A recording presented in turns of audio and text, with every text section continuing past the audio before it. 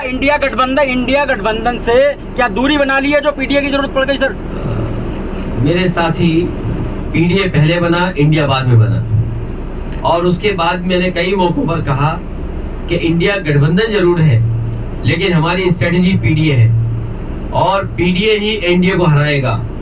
जहां तक सवाल प्रदेश में जहां चुनाव हो रहे हैं, ये बात इंडिया गठबंधन को साफ कर देनी चाहिए थी कि प्रदेश के स्तर पर कोई समझौता नहीं होगा।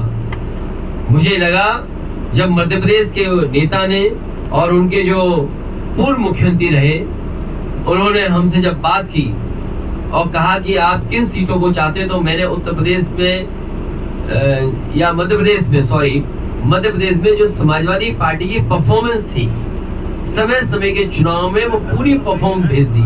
और मैंने उससे कहा कि मध्य प्रदेश में कभी हमारा इस हिस्से से विधायक बन गया, कभी उस हिस्से से विधायक बन गया, और हमारी पार्टी से कई बार कई विधायक बने जो आज दूसरे दल में भी चले गए, कांग्रेस में भी चले गए।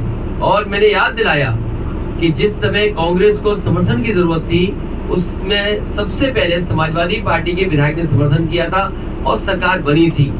हम बीजेपी के खिलाफ हैं और जिस समय भी कांग्रेस के नेताओं से बात हुई, उस समय मैंने कहा कि हम बीजेपी को हराना चाहते हैं, जो हमसे सहयोग लेना चाहो ले लो।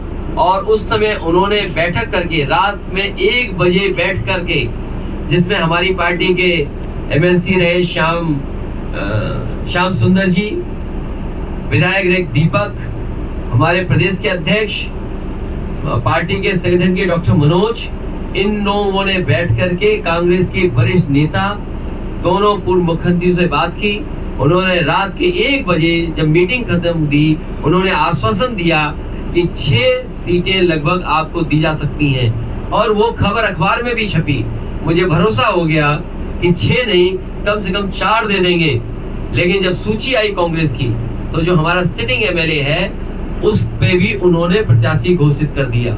इसलिए मजबूरी में समाजवादियों को अपने जहां मजबूत क्षेत्र है, वहां पर कार्यकर्ताओं की भावना को समझते हुए हमें लड़ाना पड़ रहा है। मैं ये भरोसा दिलाता हूं कि समाजवादी पार्टी उन्हीं सीटों पे लड़ेगी जहां पार्टी का संगठन है, या संगठन उनको कहेगा हम बीजेपी को हराना चाहते हैं, उस लक्ष्य में हम लोग आगे बढ़ेंगे।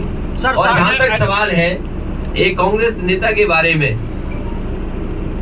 आजमगढ़ का रिश्ता समाजवादियों से बहुत गहरा है। अगर कोई आजमगढ़ पर टिप्पणी करेगा तो वो लोग भी सुनने के लिए तैयार रहे, या फिर सोच समझ करके बोलें। अगर अपने बड़े नेताओं से पूछ करके बोल रहे हैं आप, तो बात अलग है।